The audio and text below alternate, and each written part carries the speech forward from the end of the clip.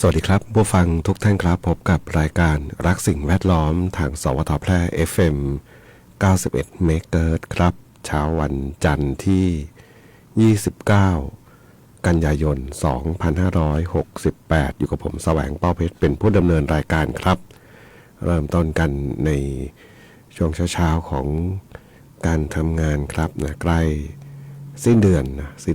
กันยายนอีกวันเดียววันพรุ่งนี้เนี่ยก็สิ้นเดือนกันยายนนะครับนะไวเนาะแป๊บเดียว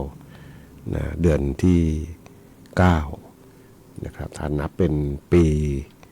พุทธศักราชนะครับนะก็เหลือระยะเวลาในการทำงานนะ3 เดือนนะแล้วก็เป็น3 เดือนที่หลายคนบอกแหมมันเหมือนเวลาวิ่งเลยนะเวลาวิ่งเร็วนะเพราะว่าอะไรเพราะว่านะเป็นช่วงปลายปีเนาะอากาศดีอากาศเย็นนะครับอากาศเย็นก็ต้องบอกว่าอย่างเช้าเนี้ยนะตื่นมาอากาศเย็นเนาะนอกบ้านน่าจะราว26องศาเซนเซียสมีหมอกลงด้วยเนาะนะครับไม่แน่ใจมีหลายที่ไหมนะเนื่องจากมีความชื้นในอากาศเยอะเนาะครับนะเรื่องของฝนฟ้าที่ยังไม่หมดไปเสียทีเดียวนะครับยังต้องรอลุ้นนะลุ้นหมายถึงว่าจะบอกรีบตกให้หมดนะฝน บัวลอยนะเจ้าพายุบัวลอยตอนนี้น่าจะอยู่ทางอีสานนะครับนะอิทธิพลเนี่ยมันเฉียดอยู่นะทางเวียดนามนะกำลังจะเข้าลาวนะเท่าที่ดูจากเรดาร์อากาศนะครับแต่ว่ากลุ่มเมฆนี่ก็น่าจะก้อนใหญ่เหมือนกันนะครับนะความเร็วลมสูงสุดตอนนี้ประมาณร้อยเท่าไหร่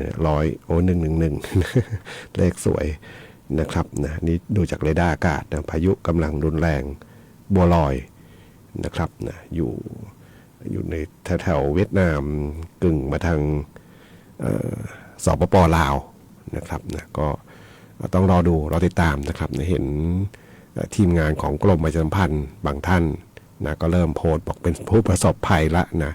น้ำท่วมนะน้ำนะเนื่องจากฝนตกหนักนะครับนะช่วงนี้ก็ต้องติดตามนิดนึงเนาะบางทีปริมาณฝนไม่ได้ตกเยอะแต่ว่าพื้นดินอุ้มน้ำเยอะ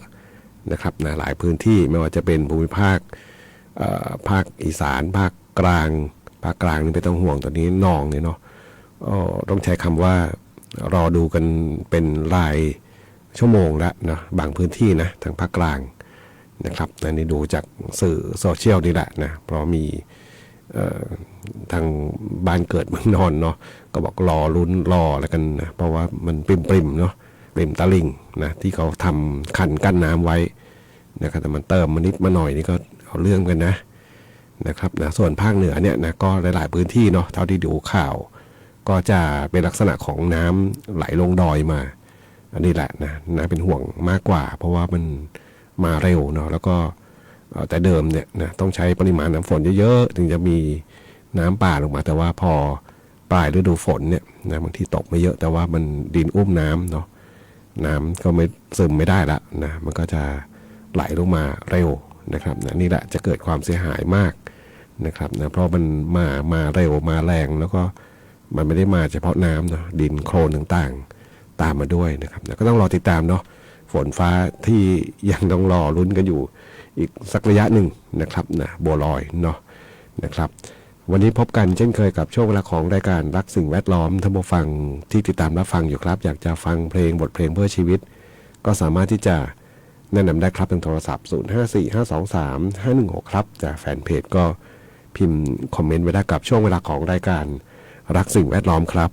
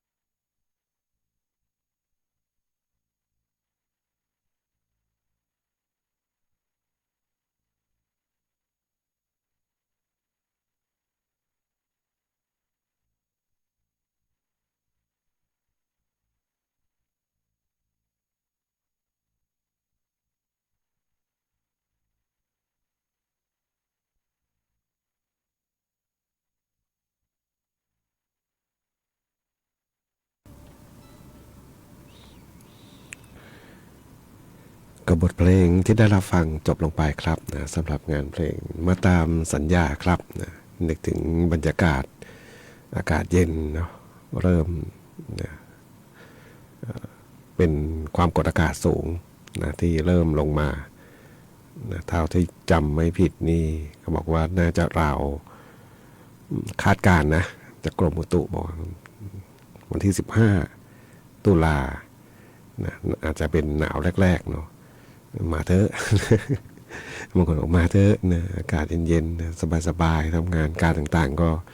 ไม่ต้องก็เลยนะเหงื่อไหลใครย้อยเนาะโดยเฉพาะคนที่ต้องทำงานกลางแจ้งเนาะกลางแจ้งอากาศเย็นๆนี่ก็สบายหน่อยเนาะแต่ถ้าเป็นหน้าหนาวมันมักจะแดดแรงนะเพราะท้องฟ้ามันก็จะเมฆน้อยลงเนาะความกดอากาศสูงเข้ามามันจะดันพวกความชื้นดันเอาความกดอากาศต่ำเนี่ยถอยร่นลงไปนะเป็นปกตินะของสภาพอากาศ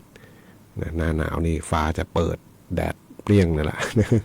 บางคนบอกแดดแสบผิวเลยเดินกลางแดดเนี่ยถึงแม้จะอากาศเย็นแต่ว่ามันแดดแรงนะก็ใกล้เปลี่ยนผ่านฤดูกาลนะแต่อย่างไรก็ตามเรื่องของฝนฟ้าทันทีติดตามข้อมูลข่าวสารภาคเหนือยังต้องจะมีพื้นที่ที่วันนี้เนี่ยนะที่เป็นลักษณะของฝนตกหนักนะครับนะที่เขาเตือนมาทางกรมอุตุเตือนมาก็คือภาคเหนือนะอุตรดิตถ์น่าน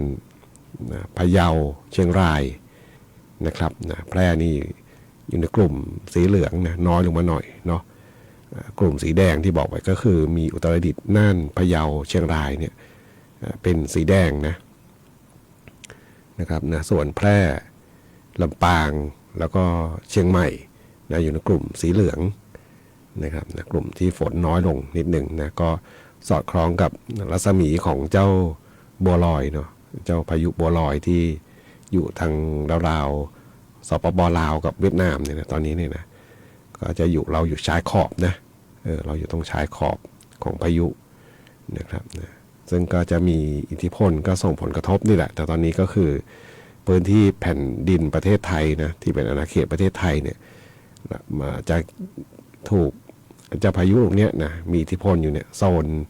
ทางภาคอีสานตอนบนแล้วก็ภาคเหนือด้านตะวันออกนะสำหรับวันนี้นะครับนะทางภาคตะวันออกตะวันเฉียงเหนือก็จะมีอยู่หลายจังหวัดด้วยกันนะครับนะเมื่อเช้าเห็นทีมงานของกรมประชาสัมพันธ์บางท่านก็โพสต์บอกเป็นผู้ประสบภัยและฝนตกหนักนะครับนะทำให้เกิดน้ำลักษณะน้ำใช้คำว่าน้ำรอระบายแล้วกันเนาะเพราะว่า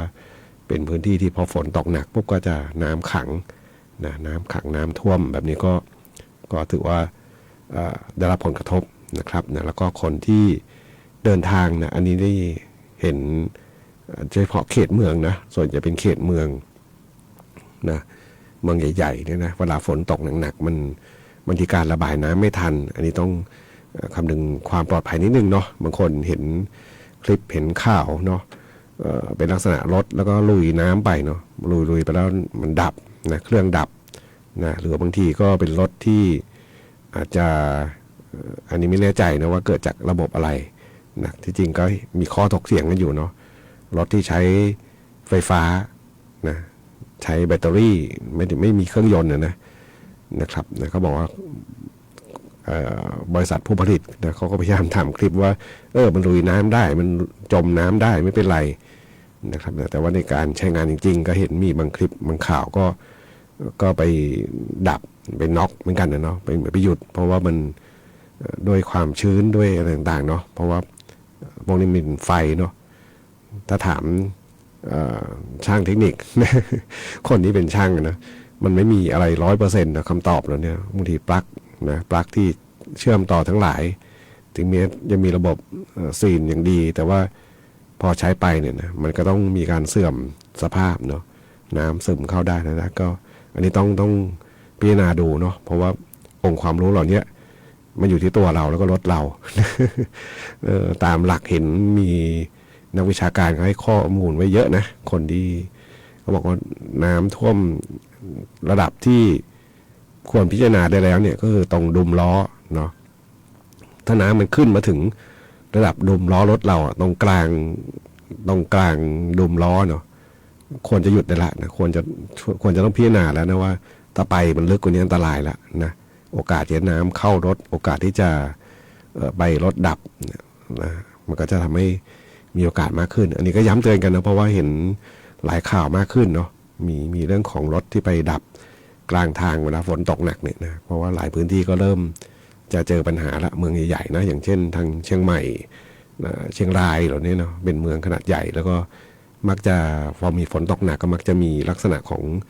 น้ำท่วมขังนะน้ำรอระบายเหล่านี้แหละนะที่อาจจะสร้างความเสียหายกับยานพาหนะของเราได้นะครับนะก็ต้องเป็นการตัดสินใจเนาะของคนที่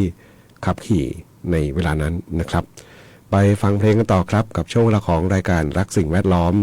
ทางสวทแพร่ FM 91เมกะเฮิรตซ์ครับ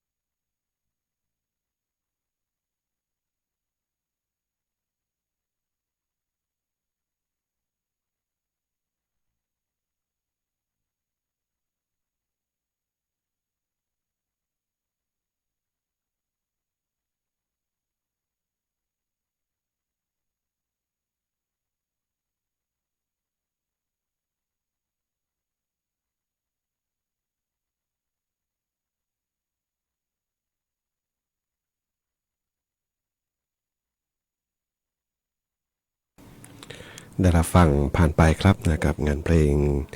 ของคุณดูมิเตอร์ครับนะชวนนอนนะขอหมอนไปนั้นนะครับแต่สำหรับเพลงฟังสบายๆเนาะที่ท่านผู้ฟังถามถึงเข้ามานะครับนะจริงๆหาอีกเพลงนึงอยู่ด้วยเนาะขอมา2เพลงของหนุ่มสกลดูเหมือนจะน่าจะไม่มีนะครับลองค้นดูละนะหนุ่มสกลนี่ผมมีอยู่เป็นอัลบั้มเต็มเลยเนี่ยน่าจะมีอยู่4อัลบั้มนะครับแต่ว่าลองดูเพลงที่ท่านผู้ฟังถามถึงแล้วไม่มีนะต้องขออภัยด้วยนะครับแต่หนุ่มมิเตอร์นี่มีแน่นอนเนาะแล้วก็มีครบนะเกือบจะโดยเฉพาะอัลบั้มหลังๆเนี่ยไม่ค่อยมีเนาะที่เป็นกลุ่มของเพลงลูกทุ่งนะครับนะเพราะโดยส่วนตัวก็จะเก็บไว้เฉพาะอัลบั้มที่เป็นเพลงในแนวของกลุ่มเพลงเพื่อชีวิตนะครับนะแล้วก็ในยุคที่ค่ายเพลงยังเขาใช้คำว่าแจกแผ่นนะเอาแผ่นมาให้โปรโมทนะเป็นที่เขาใช้คำว่าแผ่นตัดเนาะไม่ใช่ตัดครึ่งนะ แผ่นหนึ่งก็จะมีเพลงไม่ครบทุกเพลงเหมือนกับที่เขาขายในท้องตลาดนะมีมา3-4 เพลงประมาณนี้แหละเนาะมาให้นะให้เพื่อที่จะโปรโมทผ่านรายการวิทยุนะครับนะก็ถ้าศิลปินที่มีชื่อเสียงก็จะมาเป็นใช้คำว่าซิงเกิลได้เลยเนาะแผ่นเดียวเพลงเดียวนะแผ่นเดียวเพลงเดียวจริงๆเนาะมาให้ใช้ในการเปิดออกอากาศนะครับแล้วก็มักจะมีไม่ครบทุกบทเพลงที่เหมือนกับการที่เขาขายในท้องตลาดจริงๆนะครับนี่ต้องบางท่านอาจจะไม่ค่อยคุ้นเคยเนาะคนที่อยู่ในสถานีวิทยุเนี่ยเวลาได้รับแผ่นมาเพื่อที่จะเปิดเพลงเนี่ยเพลงก็มาไม่ครบเหมือนกับขายเหมือนกับที่เขาขายเนาะพอถ้ามาครบแล้วก็ไม่ต้องขายกันละเดี๋ยวนี้ก็เปลี่ยนไปเนาะรูปแบบของการทำเพลงนะครับนะเขาใช้คำว่าเป็นซิงเกิลหมดเนาะแล้วก็โพสต์บน YouTube โดยส่วนใหญ่นะจะเป็น YouTube นะครับนะถ้าส่งมาโปรโมตตามสถานีวิทยุก็จะมาในรูปแบบของไฟล์เพลง MP3 นะครับนะส่งมาเป็นส่วนตัวในเมลส่วนตัวทั้งหลายนะครับนะก็ยังมีบ้างนะส่งมาบ้างนะครับนะก็ช่องทางการประชาสัมพันธ์ต่างๆก็เปลี่ยนไปนะครับนะเรามีสื่อโซเชียลมากขึ้นนะแต่ก็ต้องใช้คำว่านะดุลยพินิจ ไม่ใช่เรื่องเพลงนะนี่เป็นเรื่องเกี่ยวกับข้อมูลข่าวสารเมื่อวานดูข่าวก็ยังสงสัยว่าเกิดอะไรขึ้นเนาะเรื่องของชายแดนนะครับนะไม่ได้เรื่องเกี่ยวกับกันที่ทางเขมรเขาอะไรนะทำคอนเทนต์ หรือเปล่านะไม่แน่ใจเนาะยิงแล้วก็ถ่ายคลิปกันด้วยนะบ่งบอกอะไรบางอย่างเหมือนกันนะถ่ายแล้วก็ยิงแล้วก็ถ่ายคลิปแล้วก็บอกฝั่งแล้วยิง นะแล้วก็แต่ว่าของไทยเราเนี่ยนะก็มีข่าวหนึ่งในเรื่องของชาวบ้านบอกเก็บเต็นท์เก็บอะไรแล้วก็คือทหารไม่ยอมให้แสดงสัญลักษณ์ซึ่งพอดูข่าวจริงมันไม่ใช่นะครับนะก็คือเขาห้ามบางอย่างบางเรื่องนะเกี่ยวกับการใช้เครื่องขยายเสียงเกี่ยวกับอะไรเนี่ยคือเวลาดูโซเชียลมันมาไม่เต็มเนาะมันเป็นเจตนาที่จะเรียกยอดวิว เรียกยอดวิวยอดไลค์สร้างความสับสนโดยทั่วไปเนี่ยสื่อโซเชียลมันจะเป็นอย่างนั้นจริงๆเนาะคนที่โพสต์ยิ่งมีคนที่มีจะใช้ว่ามีความรู้เยอะก็ได้เนาะแต่ว่ามีเจตนานะในทางที่ต้องการแค่ยอดวิวนะแต่รายละเอียดอาจจะครบก็ได้เนาะครบถ้วนหมายถึงว่าทั้งหมดแต่ว่าพอดูแค่โปรยหัวมันบางทีมันสร้างความสับสนนะครับอันนี้ก็ต้องดูข่าวจากช่องทางที่เป็นพื้นที่ที่เป็นสาธารณะจริงๆแล้วก็เต็มหมายถึงเต็มครบถ้วนเนาะนะครับนะโดยส่วนตัวเองก็ยังไม่ค่อยเชื่อโซเชียลเท่าไหร่นะทุกวันนี้ทำโซเชียลจริงก็แต่ว่าดูแล้วก็บางทีก็ไม่ค่อยเชื่อเท่าไหร่นะต้องดูก่อนนะว่าข้อมูลครบถ้วนหรือเปล่านะครับแล้วก็ถือว่าเป็นการพูดคุยกับท่านผู้ฟังเนาะระหว่างกำลังพยายามค้นเพลงอยู่นะแล้วมีเพลงอีกเพลงหนึ่งเกษียณนะของลงลายท่านผู้ฟังถามถึงก็มาก็พยายามค้นหาอยู่เดี๋ยวสักครู่หนึ่งนะเดี๋ยวเปิดให้ฟังแน่นอนไปฟังเพลงกันต่อครับนะจากเดี๋ยวทุ่งโฮงใช่ไหมเนาะโทรศัพท์มาถามถึงเพลงนี้สำหรับงานเพลงของยิวคนเขียนเพลงครับ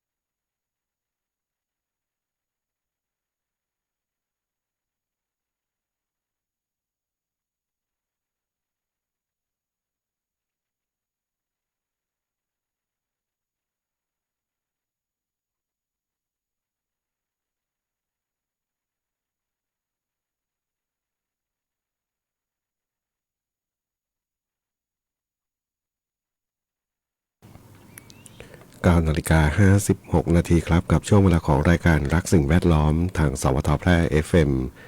91 เมกะเฮิรตซ์ครับมาถึงช่วงท้ายรายการครับเพลงที่ขอไว้นี่ของหลงลายได้นะมี เพลงเกษียณนะครับท่านผู้ฟังบอกเข้ากับบรรยากาศดีนะครับบรรยากาศของการแสดงมุทิตาจิตนะครับสำหรับผู้ที่เกษียณอายุราชการนะก็เหลือเวลาในการทำงานในตำแหน่งเนาะถ้านับวันนี้ก็2 วันนะสิ้นสุดก็คือ30 กันยานะ00 นาฬิกา00 นาทีนะครับนะหลังจากนั้นไปก็คือนะเปลี่ยนผ่านละ นะจากเดิมนะเคยมีตำแหน่งมีเก้าอี้นะก็จะเปลี่ยนไปนะเป็นสิ่งที่ก็เรียกไม่ยั่งยืนเนาะชั่วคราวไม่มีหรอกในโลกนี้ความยั่งยืนนะครับเพียงแต่ว่ามันจะเปลี่ยนไปเร็วไปช้าขนาดไหนอย่างไรนะครับนะตำแหน่งก็เป็นกันเนาะถึง30 กันยา1 ตุลาเช้าวันใหม่ก็เปลี่ยนไปแล้วนะคนที่มาแทนหรือว่ายังไม่มีแทนก็รอคนอื่นมาทำหน้าที่แทนนะครับแล้วก็เปลี่ยนผ่านไปสิ่งที่หลงเหลือก็คือความดีนะความดีที่เคยได้ทำไว้นะกับงานการต่างๆนะจะใช้ว่าอะไรเนี่ยว่าการต้อนรับเวลากลับมาเดี๋ยวนี้บางทีก็ใช้ไม่ได้นะ เพราะว่าบางทีความดีเนี่ยมันต้องใช้จำนวนเข้าว่าเลยเนาะเอาว่าเป็นความดีเนาะทั้งหลายนะครับนะที่ได้ทำไว้นะก็หลังจาก1 ตุลาไปก็เปลี่ยนไปนะคนที่ทำหน้าที่ตำแหน่งต่างๆนะก็เป็นปกติเนาะชีวิตราชการไม่ว่าราชการหรอกนะรัฐวิสาหกิจหรือว่าอื่นๆนะส่วนบริษัทหรือว่าเป็นเอกชนเนี่ยนะเท่าที่เห็นนะในกลุ่มของงานที่เกี่ยวกับทางด้านอิเล็กทรอนิกส์นะเพราะผู้จัดการจบช่างอิเล็กทรอนิกส์เนาะกลุ่มงานเหล่านี้นะถ้าเป็นเอกชนก็จะใช้55 ปีเห็นเพื่อนหลายคนออกมาเที่ยวหมดแล้วเนาะ55 ปีเนาะนะครับนะไม่ถึง60เนาะเขาก็จะเปลี่ยนคนเข้าไปทำงานใหม่อันนี้ก็เล่าให้ฟังเนาะวันนี้รายการรักสิ่งแวดล้อมเดินทางมาถึงช่วงท้ายรายการครับคงต้องนำรายการท่านผู้ฟังไปก่อนพบกันใหม่ในวันพรุ่งนี้ขอความสุขความโชคดีจะมีแต่คุณผู้ฟังทุกท่านสวัสดีครับ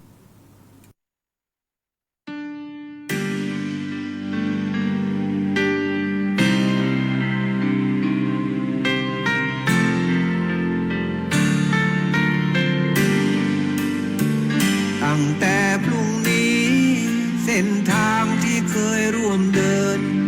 สุขทุกข์เคยร่วมเผชิญดีร้ายเคยร่วมฟันฝ่า